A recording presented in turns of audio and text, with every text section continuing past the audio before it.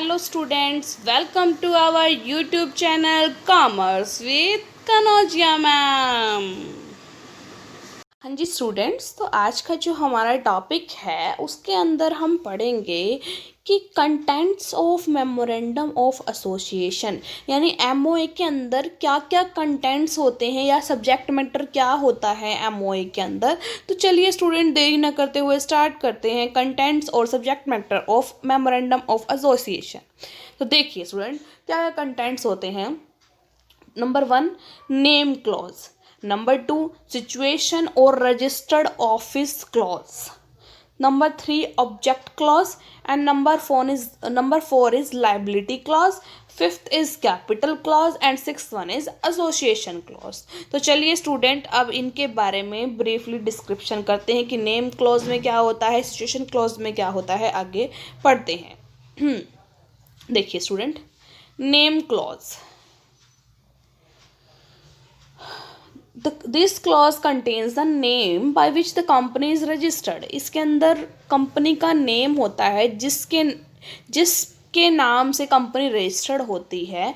The companies corporate name not only is the identification of the company. Company का name जो होता है, corporate name होता है, वो आइडेंटिफिकेशन, ओनली आइडेंटिफिकेशन नहीं होता, it also reveals its individual status, अपना वो इंडिविजुअल स्टेटस को भी रिवील करता है। There is no restriction on a company on the selection of its name.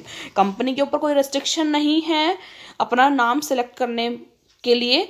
It can choose any name, कोई भी नाम चूज कर सकती है, but the following legal formality must be kept in mind while naming a company. कुछ legal formalities हैं जो हमें अपने माइंड में रख के चलनी चाहिए जब हम अपना कंपनी का नेम लिख रहे हैं। क्या है वो, देखिए जो आपका कंपनी का जो नेम है must not be undesirable in the opinion of central government. यानी सेंट्रल गवर्नमेंट की ओपिनियन में जो आपकी कंपनी का नाम है वो अनडिजायरेबल नहीं होना चाहिए। अनडिजायरेबल मीन्स कि अगर आपकी कंपनी का नाम किसी दूसरी कंपनी के नाम से सिमिलर होगा, दैट मीन्स वो सेंट्रल गवर्नमेंट की ओपिनियन में अनडिजायरेबल माना जाएगा। देखिए section 4, according to section 4 of the companies act 2013, no company can be registered under a name which is inappropriate और undesirable in the opinion of central government. The act does not state what name shall be considered undesirable. भाई बताता नहीं कि कौन सा undesirable है, कौन सा भाई प्रॉपर इनकंसिस्टेंट है। As such has given wide discretionary authority to the central government. ये देखिए, if the name of the company is identical, मतलब थोड़ा सेम टाइप का है और सिमिलर, सेम है बिल्कुल, to the name of the existing company, जो एग्जिस्ट कर रही है कंपनी उसके नेम से, the government considered it to be appropriate.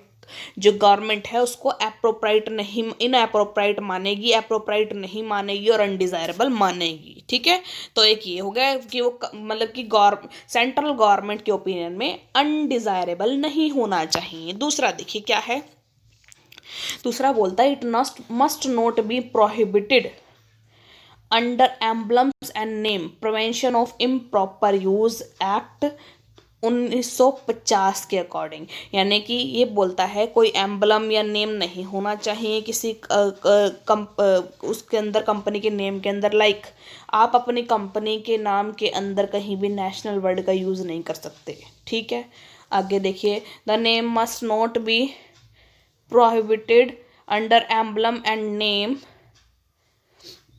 Under this act it is prohibited without the prior permission of the central government। अगर central government की पहले information लेने से पहले आप अपने जो नाम के अंदर, कंपनी के नेम के अंदर emperor, empress, imperial, king, queen, royal, state, ये ऐसे नेम आप अपने नाम, कंपनी के नेम के अंदर यूज नहीं कर सकते। ठीक है, आगे देखिए, use of the word limited और प्राइवेट लिमिटेड। अगर आपकी कंपनी पब्लिक है तो आपको अपने नाम के आगे लिमिटेड लगाना पड़ेगा, और अगर आपकी कंपनी प्राइवेट है तो आपको आपकी कंपनी के नाम के आगे प्राइवेट लिमिटेड लिखवाना पड़ेगा। हाँ जी स्टूडेंट्स, आगे देखिए, license to drop the word limited. A license may be granted by the central government, by which it shall not be necessary for a body to which a license is to be granted to use the word limited or the words private limited. एक license होता है, license हम ले सकते हैं to drop the word limited, अगर हमें limited word या प्राइवेट लिमिटेड वर्ड अगर अपने अपने उससे हटाना हो अपने नेम से हटाना हो, तो कौन कौन से हैं देखिए. According to section 8 of the companies act 2013, any company which is incorporated with the object of developing trade, science and technology, art, culture, religion, or with the objective of making public donation, and the bars its member for making any personal profit or uses its profit for the public welfare, may be exempted from the using the word limited or the words private limited at the end of its name. ठीक है, तो कब हम drop कर सकते हैं अपने नाम के आगे से प्राइवेट और प्राइवेट लिमिटेड और लिमिटेड वर्ड्स, कब? इस केस में जो कंपनीज एक्ट 2013 के सेक्शन 8 में लिखा हुआ है. आगे देखिए. The central government may impose such condition as it deems fit on the companies for such exemption, and may also exempt the company from other provisions of the act. The central government may at any time revoke this license of exemption. मतलब central government कभी भी revoke कर सकती है इस exemption से company को, कि भाई वो लिमिटेड और वर्ड लिमिटेड और प्राइवेट लिमिटेड अपने नेम के आगे से हटा सकें इस एग्जाम्पशन से. Presentation and publication of the name of the company. The name of the company must be presented and published. Presented होना चाहिए, published होना चाहिए आपकी जो कंपनी का नेम है. The name must be prominently displayed on a signboard at the registered office and all offices or places of the business of the company in English or regional language. यानी कि जो आपकी company का नाम है वो आपके रजिस्टर्ड ऑफिस के बाहर क्या होना चाहिए, एक साइन बोर्ड पे प्रॉपर तरीके से पब्लिश होना चाहिए, या फिर जो भी आपका रजिस्टर्ड ऑफिस है और जितने भी ऑफिसेज हैं आपके, तो कंपनी का नेम आपके साइन बोर्ड पर बाहर लिखा होना चाहिए. कोई भी या तो इंग्लिश लैंग्वेज में या भी आपकी कोई रीजनल लैंग्वेज है उस लैंग्वेज में वो लिखा होना ज़रूरी है. ठीक है, ये कुछ जो ज़रूरी चीज़ें हैं नेम क्लॉज के टाइम जब हम लिखते हैं, नेम बनाते हैं अपने कंपनी का, तो हमें अपने माइंड में रखनी चाहिए. ठीक है, आगे देखिए. सिचुएशन और रजिस्टर्ड ऑफिस क्लॉज में क्या आता है, इसमें आता है देखिए. This clause describe the address, city and state in which the company's registered office will be located.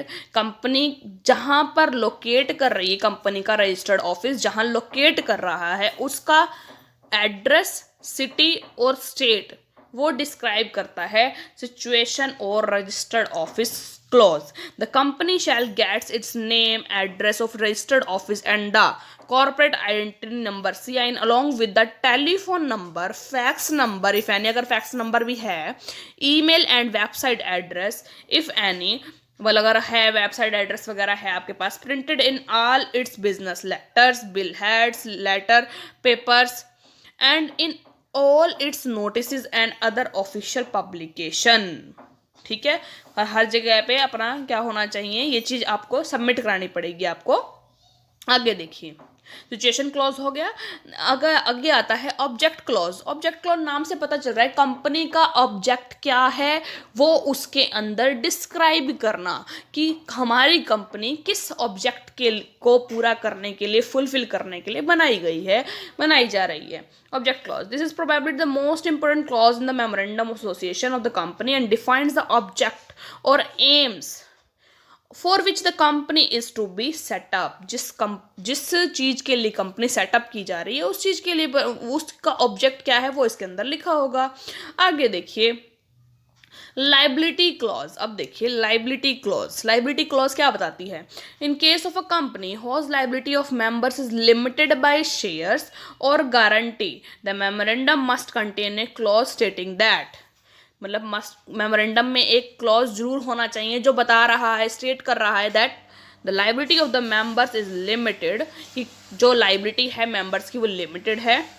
Even a company which is exempted from using the word limited as part of its name under Section 8 of the Companies Act 2013, it is required to state in its memorandum. देखो अभी हमने section 8 की बात करी थी companies act के, कि अगर कोई कंपनी अपना कंपनी के पास एग्जेम्पशंस हैं कि वो नॉट फॉर प्रॉफिट ऑर्गेनाइजेशन है, कोई चैरिटी के लिए वर्क कर रही है, तो उसको एग्जेम्पशन मिलेगी कि वो अपनी कंपनी के नेम के आगे लिमिटेड वर्ड, और प्राइवेट कंपनी है तो प्राइवेट लिमिटेड वर्क जो लिमिटेड वर्ड है वो ड्रॉप कर सकती है.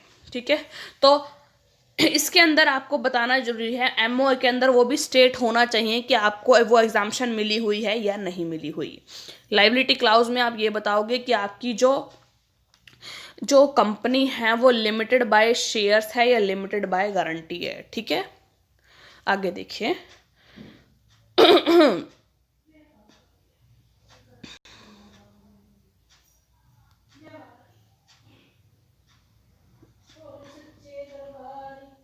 हाँ जी स्टूडेंट, आगे देखिए.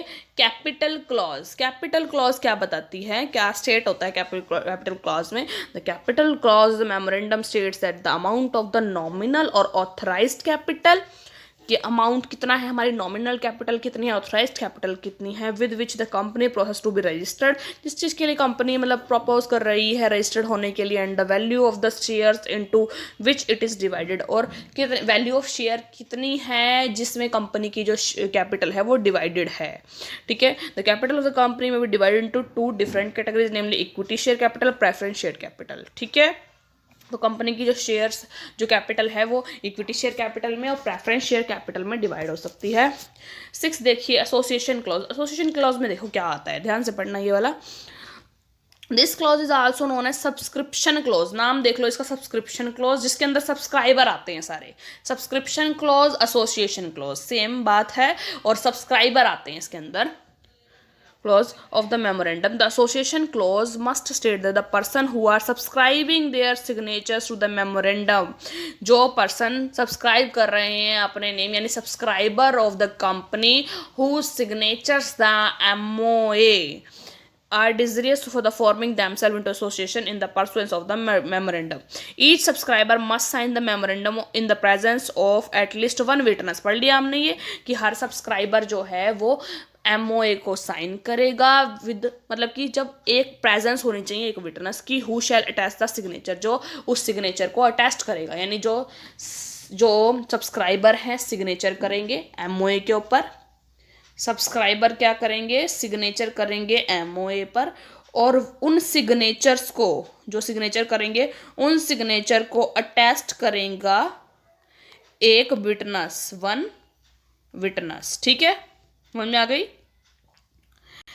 The memorandum has to be subscribe by at least 7 person, कि 7 पर्सन पब्लिक कंपनी के केस में होने चाहिए सब्सक्राइबर. ठीक है, जो साइन करने वाले, और प्राइवेट कंपनी के केस में होना चाहिए 2. ठीक है, तो स्टूडेंट्स यही था हमारा जो आज का टॉपिक था, जिसमें हमने पढ़ा सब्जेक्ट मैटर ऑफ MOA की, सब्जेक्ट कि MOA के अंदर क्या क्या कंटेंट्स हैं, क्या क्या सब्जेक्ट मैटर है. तो आई होप स्टूडेंट आपको ये वीडियो समझ आई होगी.